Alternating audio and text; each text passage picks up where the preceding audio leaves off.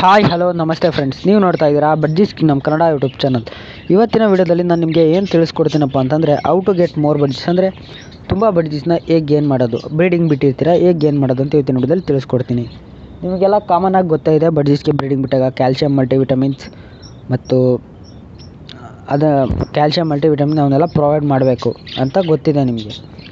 So breeding ಬಿಟ್ಟಿರ್ತೀರಾ, ನಿಮ್ಮ budgies ಎಗ್ಲೇ ಮಾಡುತ್ತೆ, ಎಗ್ಲೇ ಮಾಡಿ ಚೀಕ್ಸ್ನ ಹ್ಯಾಚ್ ಮಾಡುತ್ತೆ.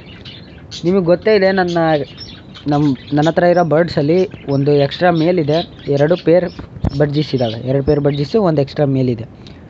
2 ಪೇರ್ನ ನಾನು ಬ್ರೀಡಿಂಗ್ ಬಿಟ್ಟಿದ್ದೆ. ಬ್ರೀಡಿಂಗ್ ಬಿಟ್ಟಾಗ ಫ್ರೆಂಡ್ಸ್ 2 ಕೂಡ ಎಗ್ಲೇ ಮಾಡಿ ಹ್ಯಾಚ್ ಕೂಡ ಮಾಡಿದ್ದು. ಅದರಲ್ಲಿ ಒಂದು ಪೇರ್ ಏನಪ್ಪ ಅಂತಂದರೆ 5 ಎಗ್ನ ಲೇ ಮಾಡಿತ್ತು ಫ್ರೆಂಡ್ಸ್. ಅದರಲ್ಲಿ 4 ಎಗ್ಸು ಹ್ಯಾಚ್ ಆದವು ಫ್ರೆಂಡ್ಸ್. ಅದರಲ್ಲಿ ಒಂದೇ ಒಂದು ಮಾತ್ರ ಜೀವಂತವಾಗಿರೋದು ಫ್ರೆಂಡ್ಸ್. ಯಾಕಪ್ಪ ಅಂತಂದರೆ ಆ ಬಡ್ಜೀಸು ಅದು ಚೀಕ್ಸ್ಗೆ ಫೀಡಿಂಗ್ ಚೆನ್ನಾಗಿ ಮಾಡ್ತಾ ಇರಲಿಲ್ಲ.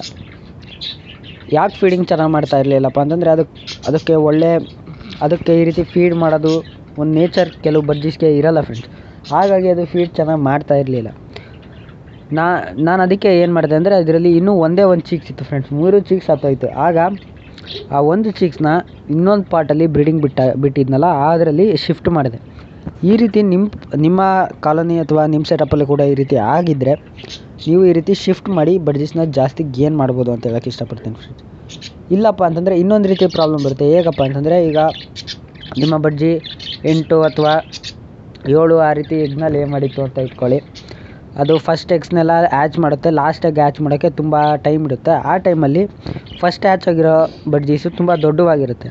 ಆಗ ದೊಡ್ಡವಾದಾಗ ಇದು ಆಗ್ತಾನೆ ಹುಟ್ಟಿದರೆ ಅದು ತುಳಿದು ಒದ್ದಾಡೋದಕ್ಕೆ ಸತ್ತೋಗ್ಬಿಡುತ್ತೆ. ಆಗ ಅದನ್ನು ನೀವು ಬೆಳೆಸ್ಬೇಕಪ್ಪ ಅಂತಂದರೆ ಏನು ಮಾಡಬೇಕಂದ್ರೆ, ಇನ್ನೊಂದು ಪಾಟಲ್ಲಿ ಬಡ್ಜಿ ಎಗ್ಲೇ ಮಾಡಿರುತ್ತೆ, ಅದರಲ್ಲೂ ಕೂಡ ಚೀಕ್ಸು ನೆನ್ನೆ ಮೊನ್ನೆ ಆ ರೀತಿ ಇರುತ್ತೆ ಅಂದಾಗ ಅದರಲ್ಲಿರೋ ಸಿಂಗಲ್ನ ಇದಕ್ಕೆ ಶಿಫ್ಟ್ ಮಾಡಿಬಿಡಿ.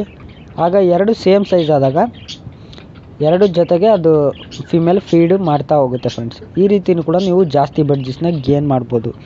ಇದು ನಿಮಗೆ ಒಂದು ಯೂಸ್ಫುಲ್ ಟಿಪ್ಸ್ ಆಗಿದೆ ಅಂತ ಅಂದ್ಕೊತೀನಿ. ಯೂಸ್ಫುಲ್ ಟಿಪ್ಸ್ ಆಗಿದ್ದರೆ ದಯವಿಟ್ಟು ಲೈಕ್ ಮಾಡಿ, ಶೇರ್ ಮಾಡಿ ಮತ್ತು ಕಮೆಂಟ್ ಮಾಡಿ ಫ್ರೆಂಡ್ಸ್. ನಮ್ಮ ವ್ಯೂವರ್ಸ್ನಲ್ಲಿ ತುಂಬ ಜನ ನಮ್ಮ ಚಾನಲ್ನ ಸಬ್ಸ್ಕ್ರೈಬ್ ಮಾಡಿಲ್ಲ. ನಾನು ನಿಮಗೆ ನಮ್ಮ ಅನಲಿಸ್ಟಿಕ್ನ ಫೋಟೋ ಹಾಕಿದ್ದೀನಿ, ನೋಡ್ಕೊಳ್ಳಿ. ತುಂಬ ಜನ ಸಬ್ಸ್ಕ್ರೈಬ್ ಮಾಡಿಲ್ಲ. ದಯವಿಟ್ಟು ಪ್ಲೀಸ್ ಸಬ್ಸ್ಕ್ರೈಬ್ ಮಾಡಿ ಮತ್ತು ಸಪೋರ್ಟ್ ಮಾಡಿ ಅಂತ ಕೇಳ್ಕೊತೀನಿ. ಸೊ ನಿಮಗೆ ಈ ವಿಡಿಯೋ ಇಷ್ಟ ಇದ್ದರೆ ಲೈಕ್ ಮಾಡಿ, ಶೇರ್ ಮಾಡಿ ಮತ್ತು ಸಬ್ಸ್ಕ್ರೈಬ್ ಮಾಡಿ. ಇದೇ ರೀತಿ ವಿಡಿಯೋಸ್ಗಾಗಿ ನಮ್ಮ ಬಡ್ಜೀಸ್ ನಮ್ಮ ಕನ್ನಡ ಯೂಟ್ಯೂಬ್ ಚಾನಲ್ನ ಫಾಲೋ ಮಾಡಿ, ಸಪೋರ್ಟ್ ಮಾಡಿ, ಎನ್ಕರೇಜ್ ಮಾಡಿ ಅಂತ ಹೇಳೋಕ್ಕೆ ಇಷ್ಟಪಡ್ತೀನಿ. ಸೊ ಫ್ರೆಂಡ್ಸ್, ಸಿಗೋಣ ಮುಂದಿನ ವಿಡಿಯೋದಲ್ಲಿ. ಅಲ್ಲಿ ತನಕ ಬಾಯ್.